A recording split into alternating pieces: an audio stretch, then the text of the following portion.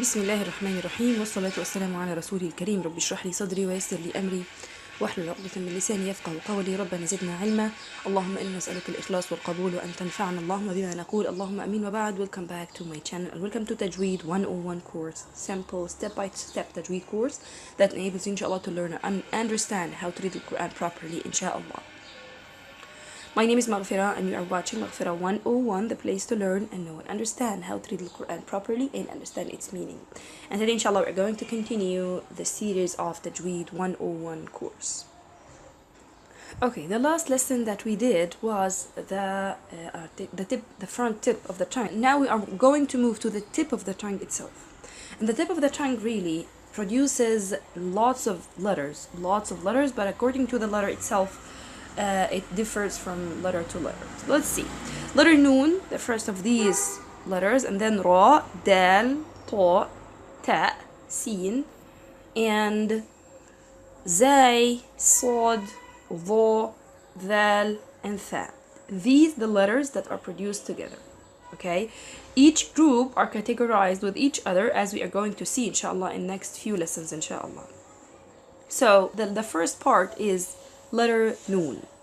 And letter Noon, as you know, that is maybe easy one to apply, but we have to know its definite articulation point. So when we need to do the ikhfa or idgham or the other rules that related to the Noon letter, we can do it properly inshallah.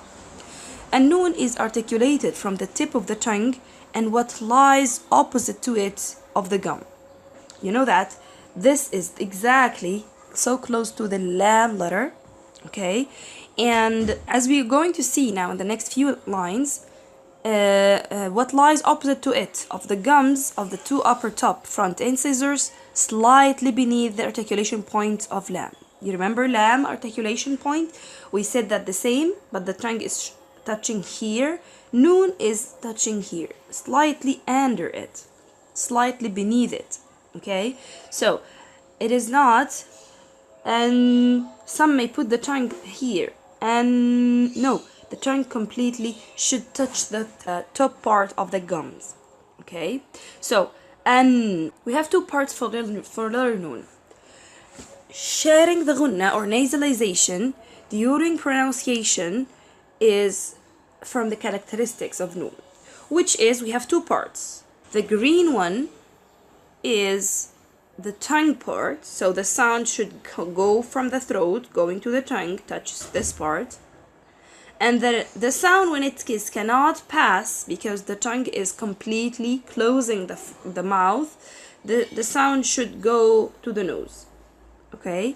So the next half should exit from the nasal cavity. So I will close the tongue here and let the rest of the sound going outside from the next part, okay? So we have two parts of Noon. So we have to do the ghunna, we have to share the ghunna when we read this part, or when we read letter Noon, and we have to make the tongue completely on its proper articulation point. There is a very important note. This articulation point is for Noon when it is in the idhar rule. Idhar mean to say it, to make it clear, and make it clear, like the normal way of reading Noon. And this is called manifestation or clarity or idhar, okay? And this is the only way that we have to read Noon by this way. When we have idgham, for example, iqlab, ikhfa, idgham means the fusion rule. The Noon sound will fuse, or even Noon sukoon, okay? When I'm talking about Noon sukoon, okay? Not all the Noon. So Noon fatha, Noon kasra, Noon dhamma is showing the same way of reading this. But when we have Noon sukoon, this is only shows the idhar rule. But for the idgham or ikhfa or iqlab, idgham means the fusion, iqlab means flipping something, ikhfa means hiding the Noon, okay? The nasal part of the letter will remains while the tongue part will go. Maybe sometimes we have idgham without ghunna, so the nasal part as well will gone. So in this case, the Noon completely disappeared with the next letter. We will see inshallah in the next few lessons inshallah. Okay, so remember that nun fatha, nun dhamma, nun kasra shows the previous articulation point. For nun sukun, this articulation point is only for idhar and not for ikhfa, iqlab, idgham, and so on. Okay, the last part we need to do today is let's try to practice on the noon sound. So the first one when we have fatha, the second one when we have kasra, the third one when we have dhamma, the fourth part is when we have sukun. So the first one is nadana, nadana, and make sure to remove the nasal sound for the med, because med isn't with nasal sound. It is not na. No, we have to make it noon, then alif without mad. Na, nadana, like this.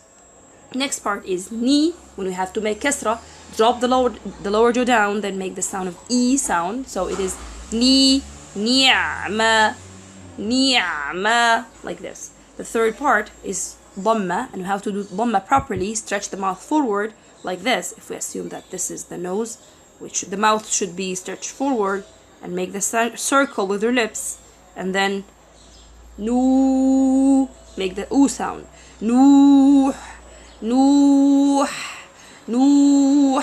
After making dhamma, we have to rest the tongue complete, the mouth to its rest after this dhamma, after stretching for the dhamma mouth. After stretching the mouth for dhamma, we have, or returning back when we read the letter normally without dhamma letter.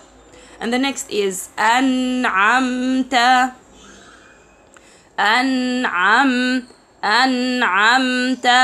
an. You see, it is so easy, so close to N sound in English, so you may find it is not hard, but once you make sure that you understand the articulation point of noon, we will move to the next level, inshallah, of the next part, not the next lesson, but the next part, which is how to do إخفاء properly, how to do إدغام properly, and إدغام. جزاكم الله خيرا for watching. Catch you in the next lesson إن شاء الله. سبحانك اللهم ربنا بحمدك أشهد أن لا إله إلا أنت أستغفرك وأتوب إليك. السلام عليكم ورحمة الله وبركاته.